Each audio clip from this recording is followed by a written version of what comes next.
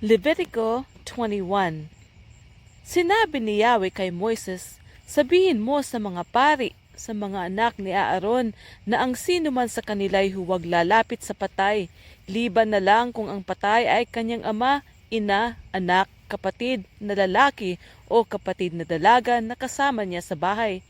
Dapat niyang pag-ingatan na siya'y huwag marumihan sa pamamagitan ng bangkay ng kanyang mga kamag-anak sa asawa upang hindi malapastangan ang kanyang pagiging pari. Huwag silang magpapakalbo, magpuputol ng balbas o maghihiwa sa sarili upang ipakita lamang na sila'y nagluluksa. Ingatan nilang malinis ang kanilang sarili sa harapan ng Diyos at huwag nilang lalapastanganin ang pangalan ng Diyos. Sila ang naghahain ng handog sa akin, kaya dapat silang maging banal. Huwag silang mag-aasawa ng babaeng nagbebenta ng aliw sa mga sagradong lugar o kaya'y babaeng hiniwalayan at pinalayas ng kanilang asawa sapagkat nakalaan sa Diyos ang mga pari. Ituring ninyong banal ang pari sapagkat siya ang naghahandog ng pagkain sa akin. Dapat siyang maging banal sapagkat akong si Yahweh ay banal, kaya't ginawa ko kayong banal. Kung ang babaeng anak ng pari ay mamuhay ng may kahalayan, nilapastangan niya ang kanyang ama, kaya dapat siyang sunugin. Kung ang nahirang na pinakapunong pari na binuhusan ng langis sa ulo at itinalagang magsuot ng sagradong kasuotan ay mamatayan ng kamag-anak, huwag niyang guguluhin ang kanyang buhok, ni pupunitin ang kanyang damit bilang tanda ng pagluluksa. Hindi siya maaaring lumapit sa patay kahit ito'y kanyang ama o ina.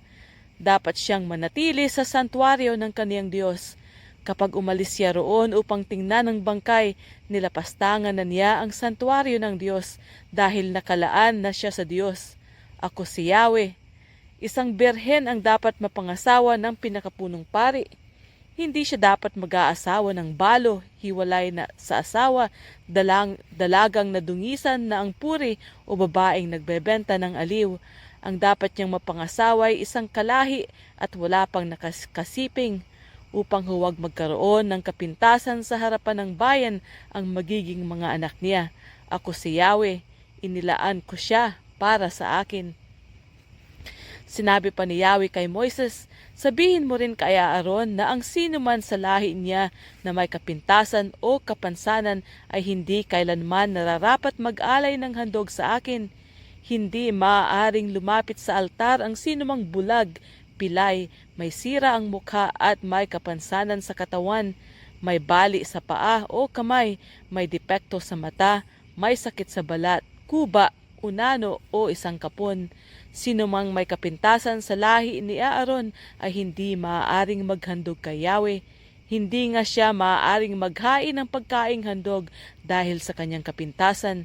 Maaari siyang kumain ng anumang handog sa Diyos, maging ito'y ganap na sagradong handog o sagradong handog. Ngunit hindi siya maaaring lumapit sa altar dahil sa kanyang kapintasan. Kapag lumapit siya sa altar, iyon ay paglapastangan sa aking santuaryo. Ako si Yahweh, ginawa kong banal ang mga iyon. Gayon nga ang sinabi ni Moises kay Aaron sa mga anak nito at sa buong Israel.